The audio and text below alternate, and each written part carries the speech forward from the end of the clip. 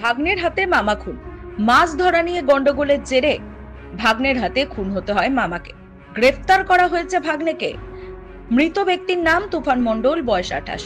বসিরহাট থানার গোটরা গ্রাম পঞ্চায়েতে তেঘুরিয়া এলাকার ঘটনা। গতকাল রাতে তেঘুরিয়া এলাকায় রাস্তা দিয়ে তুফান মণ্ডল বাড়ি ফিরছিলেন। সেই সময় তুফান মণ্ডলকে তার ভাগ্নে জিৎ মণ্ডল রাতের অন্ধকারে পিছন থেকে ভারী কিছু দিয়ে আঘাত করেন বলে জানা গিয়েছে, যার জেরে রাস্তার উপরেই লুটিয়ে পড়েন তুফান মণ্ডল।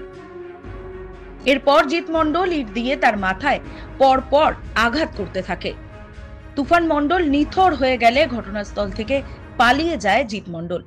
এলাকার পথ চলতি মানুষ তুফান মণ্ডলকে রক্তাক্ত অবস্থায় রাস্তায় পড়ে থাকতে দেখে দ্রুত বসিরহাট মহকুমা হাসপাতালে নিয়ে গেলে ডাক্তাররা তাকে মৃত বলে ঘোষণা করে।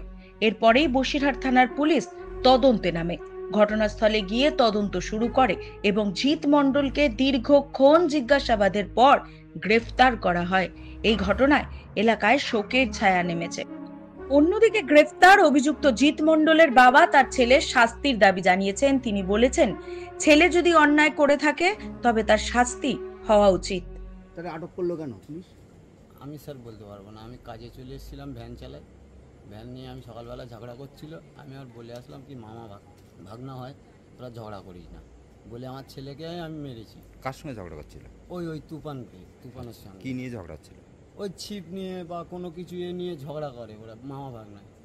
এটা কি সম্পর্কে মা ভাগ্নে?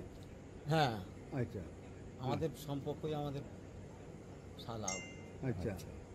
আমি ওই জন্যই আমার ছেলেকেই মেরেছি। মেরে আবার বলেছি, বলে এক চায়ের দোকানে নিয়ে এসেছি, দুজনকে নিয়ে এসে চাটা খাবি দিয়েছি, দিয়ে আবার দুজনে আবার কাঁধ মিলিয়ে ওরা চলে এসছে। স্যার আমি আমার ভ্যান নিয়ে চলে এসেছি আমি কাজে। আচ্ছা, বাড়ি গেছি, গিয়ে শুনছি কি ওই যে মানে আপনার ছেলে তুমনকে মেরে দিয়েছে? হ্যাঁ। আচ্ছা, কি দিয়ে মারলো? কি দিয়ে মেরেছে, কি করে মেরেছে স্যার আমি কিচ্ছু বলতে পারবো না। আমি বাড়ি গেছি, ওরই বড়দাদা আমার বাড়ি গিয়ে ডেকেছে যে জামাইবু বাড়ি আছো? আনলাম হ্যাঁ, মানে আমি সবে বাড়ি এসেছি। বলছে এই কেস ভাগনা এই করে ফেলে। আচ্ছা, আজ চ পুলিশের ডাক, ডেকে ওর ধরি দে, জেল কাটে। সব ছেলে যখন কথা না শুনছে তখন আর কি বলবো স্যার। আপনার ছেলে মেরেছে, আপনি শাস্তি চাচ্ছেন?